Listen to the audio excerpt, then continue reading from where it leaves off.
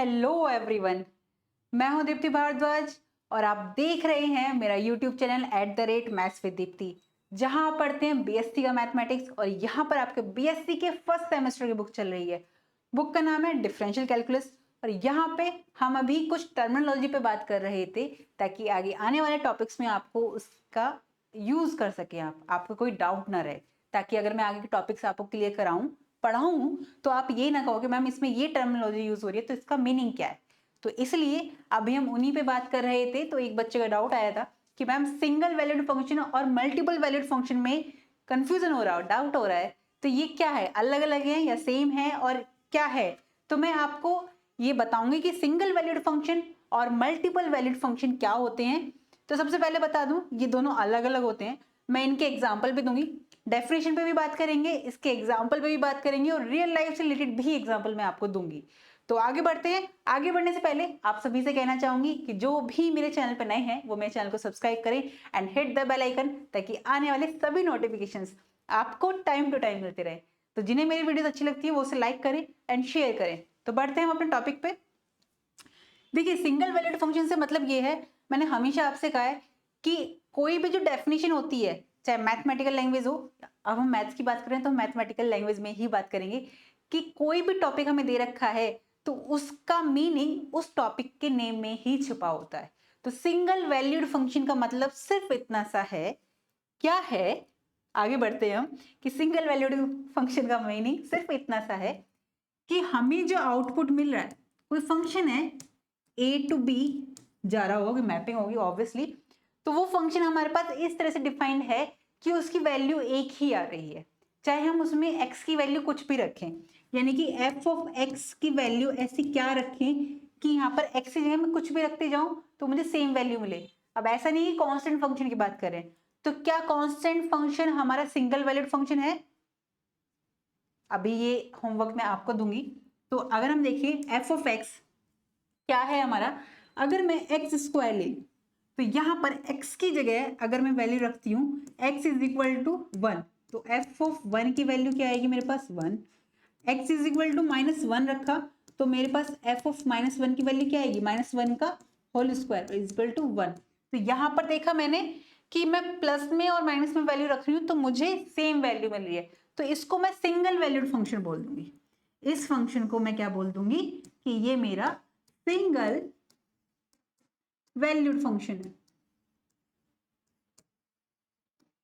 और multiple valued function क्या होता है, अगर इसके लिए एग्जांपल लूं मैं, तो सिंगल वैल्यूड फंक्शन में एक ही वैल्यू आएगी, लेकिन मल्टीपल वैल्यूड फंक्शन में एक से ज्यादा वैल्यूज आएंगी, दो या दो से ज्यादा भी आ सकती हैं। कैसे? पहले डेफिनेशन पे आते हैं सिंगल वैल्यूड फंक्शन की। तो सिंगल वैल्यूड फंक्शन की डेफिनेशन क्या कहती है हमसे, if y has only one definite. y क्या है, y हम y is equal to F of X ही बोल देते हैं, और F of X is equal to हमें कुछ दे रखा होता है, जैसे कि यहाँ पे जो एग्जांपल दिया था F of X is equal to X square, तो ये एफ ऑफ एक्स को ही हम y बोल देते हैं। ठीक है, तो y has only one definite value when a definite value is given to x। x की कोई भी डेफिनेट वैल्यू रखने पर मुझे y की जो वैल्यू मिल रही है वो एक ही मिल रही है, तो इट मीन्स मैं क्या कह सकती हूँ, सिंगल वैल्यूड फंक्शन बोल सकती हूँ। जिसके लिए एग्जांपल मैंने ये लिया ही था। अगर मैं यहाँ पर x की जगह -2 भी लूँ तो भी मेरे पास क्या आएगा, f of -2 is equal to -2 का स्क्वायर, इट मीन्स 4।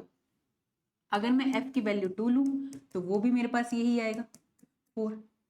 तो ये वाला जो एग्जांपल है ये यहाँ पे बिल्कुल सही, इसके लिए सिंगल वैल्यूड फंक्शन के लिए। अब मल्टीपल वैल्यूड फंक्शन की बात करते हैं हम, रियल लाइफ से रिलेटेड भी दूंगी एग्जांपल, पहले ये भी कर लेते हैं फिर रियल लाइफ से रिलेटेड भी दूंगी।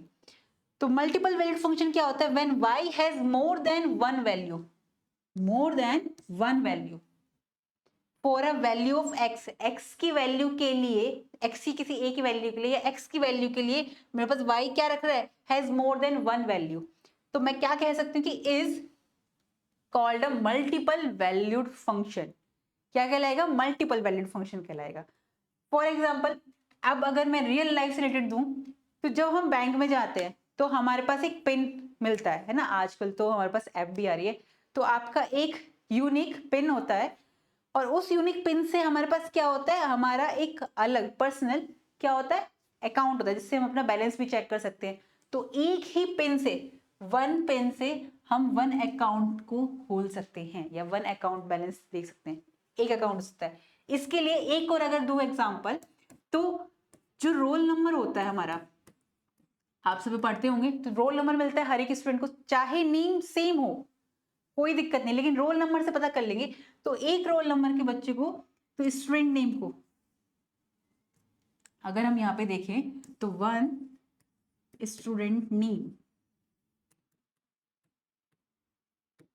तो एक रोल नंबर असाइन होगा एक स्टूडेंट को। मान लो और किसी कोई स्टूडेंट है जिसका नाम x1 है, दूसरा है उसका नाम भी x1 है, तो यहाँ पर रोल नंबर 1 इसे दे देंगे और रोल नंबर 2 इसे दे देंगे। जैसे कि मान लो कोई क्लास में अमित नाम का लड़का है, ठीक है, और एक और अमित नाम का लड़का है, कोई अमित शर्मा है, कोई अमित मिश्रा है, कोई अमित उपाध्याय है, कुछ इस तरह से नेम है। अब 3 स्टूडेंट है सेम नेम के, तो कैसे उसे पता करें कि अगर हम उसे बुलाना चाह रहे हैं तो कौन से अमित को बुला रहे हैं? तो इट मीन्स हम उसे रोल नंबर असाइन कर देंगे। तो ये आपका अमित मिश्रा हो गया, अमित शर्मा हो गया, ये मिश्रा हो गया, तो इस तरह से ये रोल नंबर असाइन है। तो इस रोल नंबर के अकॉर्डिंग पता चलेगा कि एक बच्चे को, एक नेम के बच्चे को या एक नेम के स्टूडेंट को एक ही रोल नंबर असाइन है। तो ये हमारा सिंगल वैल्यूड फंक्शन हो गया। क्लियर? तो अब तो कोई डाउट नहीं होगा आपका। और दूसरा है आपका मल्टीपल वैल्यूड फंक्शन के लिए y is equal to root of X. अब अगर इसको मैं ध्यान से देखूं, तो अगर मैं y की वैल्यू क्या ले लूं, X square, it means F of X is equal to X square लिया था मैंने। ये इनवर्स मैपिंग पे काम करता है बेसिकली। अगर मैं क्या ले लूं यहाँ पर फंक्शन की वैल्यू, अगर मैं ले लूं कि मेरे पास है Y square is equal to 4, तो यहाँ पर अगर मैं y की वैल्यू निकालना चाहूँ तो वो स्क्वायर रूट प्लस माइनस 4 यानी कि प्लस माइनस 2। तो मेरे पास y की क्या वैल्यू आ गई, y की मेरे पास दो वैल्यू आ गई, -2 और एक प्लस का 2। आई होप यहाँ पे आपको दिख रहा होगा, नीचे नहीं दिख रहा तो मैं यहाँ लिख देती हूँ y इज इक्वल टू, तो यहाँ से हमने देखा क्या कि y is equal to plus minus 2 आया। इट मीन्स y की वैल्यू मेरे पास क्या आ गई, एक -2 आ गई और एक प्लस के 2 आ गई। तो दो वैल्यू आ गई जब मेरे पास ये वाला फंक्शन था। या मैं ऐसा बोलना चाहूँ कि y is equal to plus minus root में x आया, तो रूट में जब वैल्यू आ गई और प्लस माइनस आ गया, तो इट मीन्स दो वैल्यू तो आ गई। तो इसी तरीके से अगर हम देखना चाहे तो y इज इक्वल टू हम इस तरह से भी ले लेते हैं ये है कि y की when y has more than one value, ठीक है, एक से ज्यादा वैल्यू रख रहा है y, यहाँ हमने देख लिया एग्जांपल में। तो आई होप आपको ये अब डाउट कोई बचा नहीं होगा, लेकिन फिर भी आपका कोई डाउट आ जाता है तो आप मुझसे कमेंट सेक्शन में जरूर पूछिएगा। अब जिसका भी ये डाउट था सिंगल वैल्यूड फंक्शन और multiple valued function, I hope उसका वो डाउट क्लियर हो गया होगा। तो मुझे अच्छा लगा कि आप लोग कमेंट करके मुझसे पूछते हैं। तो आपका कोई भी डाउट होता है तो आप मुझसे जरूर पूछा कीजिए, ताकि आगे आप कोई भी क्वेश्चन सॉल्व करो और भी कोई कॉन्सेप्ट पढ़ो तो हमेशा सारे टॉपिक्स एक दूसरे रिलेट होते हैं।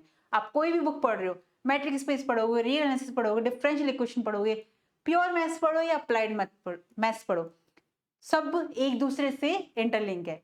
तो आप ऐसा नहीं सोचो कि ये इस टॉपिक को मैंने, जैसे कि नेबरहुड को आपने मैट्रिक स्पेस में पढ़ लिया तो रियल एनालिसिस में अलग होगा, नहीं, कॉन्सेप्ट दोनों का सेम है, लिखने का तरीका अलग हो जाता है, रिप्रेजेंट करने का तरीका अलग हो जाता है। ये सही रहेगा बोलना कि रिप्रेजेंट करने का तरीका अलग हो जाता है, बट अगर आप उसको रिप्रेजेंट कर रहे हैं तो कॉन्सेप्ट वही है, सेम। जैसे कि आप देखेंगे रियल एनालिसिस में नेबरहुड कराया मैंने और मैट्रिक स्पेस में कराया, सेम है, इंटीरियर पॉइंट बेस सेम है, ऐसे और भी बहुत से टॉपिक्स हैं। तो मैथ्स की मुझे सबसे अच्छी बात यही लगती है कि हमें कुछ रटना नहीं पड़ता। अगर हम कॉन्सेप्ट समझे, मैं हर बार आपसे कहती हूँ कॉन्सेप्ट पर ही ध्यान दो, उसी पर फोकस करो, तो आपको रटने की जरूरत ही नहीं पड़ेगी और सबसे इंटरेस्टिंग सब्जेक्ट बन जाएगा ये आपका। तो मिलते हैं हम नेक्स्ट वीडियो में। आई होप आपका कोई डाउट नहीं बचा होगा, लेकिन फिर भी आपका कोई डाउट रह जाता है तो आप कमेंट सेक्शन में मुझसे पूछ सकते हैं। और मैं ये बता दूं कि जो लोग IIT जैम की प्रिपरेशन कर रहे हैं, तो मैंने IIT जैम के PYQs करा रखे हैं, प्लेलिस्ट बनी हुई है, आप वहां जाके चेकआउट कीजिएगा। तो आपके लिए बहुत हेल्पफुल रहेंगे, क्योंकि हमें ये पता होना बहुत जरूरी है कि जिस एग्जाम को हम क्रैक करने जा रहे हैं तो प्रीवियस ईयर में कैसे क्वेश्चंस पूछे जा रहे हैं, ताकि हम उन टॉपिक्स पर अच्छे से अपनी डीप नॉलेज ले सके, राइट। तो मिलते हैं हम नेक्स्ट वीडियो में, फिर इससे पढ़ेंगे हम वही इंटरेस्टिंग वे में। हर एक टॉपिक्स का मैं रियल लाइफ से रिलेटेड भी एग्जांपल देती हूँ ताकि आपको रटना ना पड़े। क्योंकि मेरे जो कुछ स्टूडेंट्स रहे हैं उनकी ये, जब वो मेरे पास आए थे पहली बार तो उनका ये डाउट रहता था कि मैम हमें रटना पड़ता है और हम भूल जाते हैं, कितना रटे। रटने की ज़रूरत ही नहीं है, मैथ्स को रटने की ज़रूरत है ही नहीं। ठीक है, तो मिलते हैं हम नेक्स्ट वीडियो में। तब तक आप पढ़ते रहिए, खुश रहिए, इसी तरह से पढ़ेंगे हम इंटरेस्टिंग वे में। तो तब तक के लिए नमस्कार।